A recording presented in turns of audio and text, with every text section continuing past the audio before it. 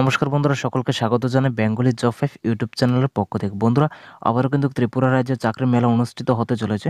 তো আজকের এই ভিডিওটিতে আমি আলোচনা করব কিভাবে তোমরা আবেদন করবে, সিলেকশন প্রসেস কী রাখা রয়েছে, বেতন কত রাখা রয়েছে, সব কিছু বিস্তারিত আমি এই ভিডিওটির মাধ্যমে আলোচনা করে থাকবো। তো তার আগে বলতে চাই, তোমরা যদি আমার চ্যানেলে নতুন হয়ে থাকো প্লিজ চ্যানেলটি সাবস্ক্রাইব করে দেবে এবং পাশে থাকা বেল আইকনটি প্রেস করে দেবে, কারণ যখন আমি ভিডিও আপলোড করবো সরাসরি তোমাদের কাছে নোটিফিকেশন চলে যাবে। ঠিক আছে, তো চলো পুরো ভিডিওটি দেখতে থাকো স্কিপ না করে। আর তার পাশাপাশি চাকরির মেলা সংক্রান্ত নোটিফিকেশনটি ডাউনলোড করার জন্য তোমরা আমাদের হোয়াটসঅ্যাপ গ্রুপ বা হোয়াটসঅ্যাপ চ্যানেলে তোমরা জয়েন হয়ে যেতে পারো, লিঙ্ক ভিডিও ডেসক্রিপশনে দেওয়া রয়েছে।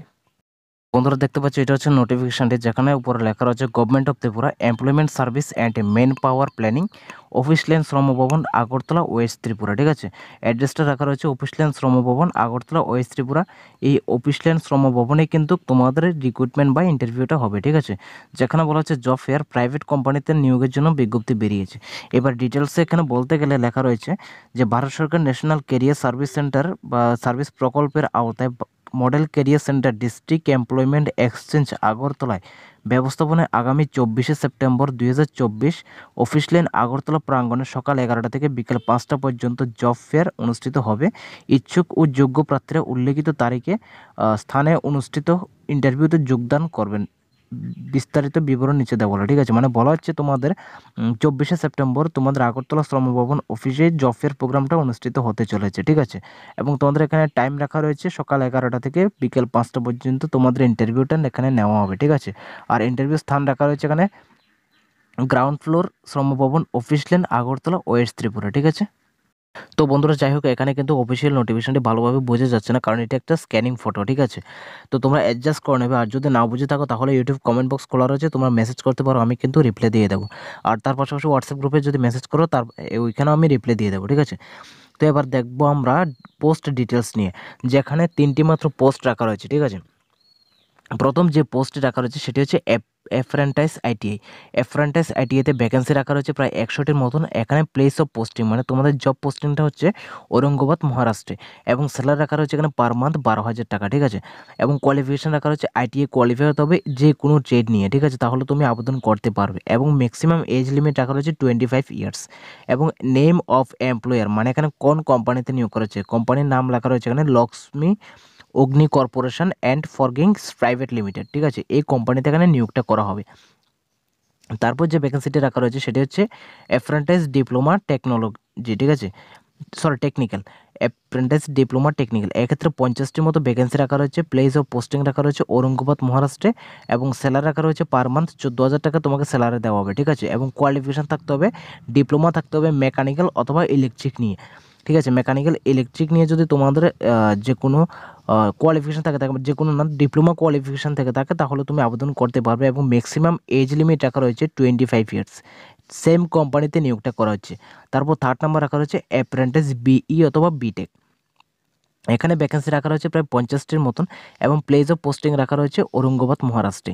এখানে স্যালারি রাখা রয়েছে পার মান্থ 15,000 টাকা, এবং কোয়ালিফিকেশান থাকতে হবে তোমাদের বিই অথবা বিটেক নিয়ে কোয়ালিফিকেশান থাকতে হবে, তাহলে তুমি আবেদন করতে পারবে। ঠিক আছে, এবং ম্যাক্সিমাম এজ লিমিট রাখা রয়েছে 25 ইয়ার্স, এবং সেম কোম্পানিতে নিয়োগটা করা হয়েছে। ঠিক আছে, এবার আমরা দেখবো কীভাবে তোমরা আবেদন করবে বা আবেদন প্রসেস কী রাখা রয়েছে। ঠিক আছে, এখানে যে আবেদন প্রসেসটি রাখা রয়েছে বলা হচ্ছে কোনো আবেদনপত্র জমা করতে হবে না, একমাত্র on spot form fill up করতে হবে। ঠিক আছে, মানে তোমরা যেদিন জব ফেয়ার প্রোগ্রামটা অনুষ্ঠিত হবে সেই দিনই সেম যেখানে ইন্টারভিউটা হবে ওই জায়গাতে গিয়ে তোমরা ফর্মটা ফিল আপ করতে পারবে। ঠিক আছে, যা এমপ্লয়াররা সরবরাহ করবেন, এবং ইন্টারভিউর সময় প্রার্থীদের বায়োডাটা সহ ডেট অফ বার্থের প্রমাণপত্র, শিক্ষাগত যোগ্যতার প্রমাণপত্র, নাগরিকতার সার্টিফিকেট বা পিআরটিসি, এনসিএস কার্ড অথবা প্যান কার্ড অথবা voter ID card and experience certificate ইত্যাদির অরিজিনাল ও ফটোকপি নিয়ে আসতে হবে। মানে বলা হচ্ছে তোমরা কী কী নেবে, আমি আবার বলছি।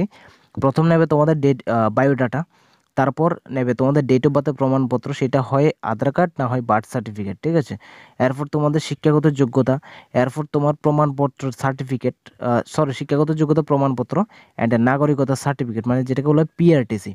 তার পাশাপাশি এনসিএস কার্ড নিয়ে যাবে, এবং এক্সপিরিয়েন্স সার্টিফিকেট যদি থাকে তাহলে সেটা নিয়ে যাবে, এবং ফটোকপি নিয়ে যাবে। ঠিক আছে, এই ডকুমেন্টসগুলো নিয়ে গেলে চলবে। ঠিক আছে, তারপর বলা হচ্ছে এখানে বিস্তারিত আরও বিবরণের জন্য মডেল ক্যারিয়ার সেন্টার আগরতলা যোগাযোগ করা যেতে পারে। মানে তোমরা যদি আরও কোনো বিস্তারিত যদি জানতে চাও তোমরা মডেল ক্যারিয়ার সেন্টারে গিয়ে জানতে পারো।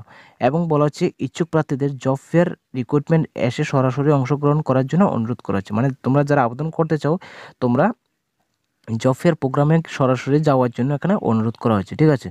এরপর বলছে এখানে যেসব প্রার্থী সিলেক্ট হবেন তাদের উদ্দেশ্যে জানানো যাচ্ছে যে তাদের বেতন, কাজ, অন্যান্য সমস্ত সুযোগ সুবিধা ও দায়বদ্ধতা সম্পর্কিত বিস্তারিত তথ্য সংশ্লিষ্ট এমপ্লয়ার থেকে নিশ্চিতভাবে জানার পর যেন কাজে যোগদান করেন। বলছে তোমরা যেই কোম্পানিতে বা যেখানে সিলেক্ট হও না কেন, তো ওইখানে তোমাদের বেতন, কাজ, সমস্ত সুযোগ সুবিধা বা তোমার নিজের দায়বদ্ধতা সম্পর্কে সব কিছু বিস্তারিতই ওই কোম্পানি থেকে জেনে বুঝে তারপর কাজে যোগদান করার জন্য বলা হচ্ছে ম্যান পাওয়ার প্ল্যানিং তরফ থেকে, ঠিক আছে, বা মডেল ক্যারিয়ার সেন্টার তরফ থেকে।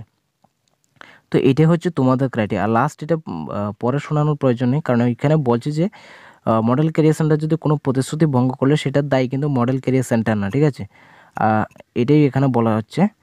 তো আশা করি বুঝতে পারছো। তোমরা যারা বোঝো নি ইউটিউব কমেন্ট বক্স খোলা রয়েছে, তোমরা মেসেজ করে দেবে, ঠিক আছে। আমি রিপ্লাই দিয়ে দেবো, অ্যান্ড হোয়াটসঅ্যাপে মেসেজ করতে পারো, আমি রিপ্লাই দিয়ে দেবো। Thank you.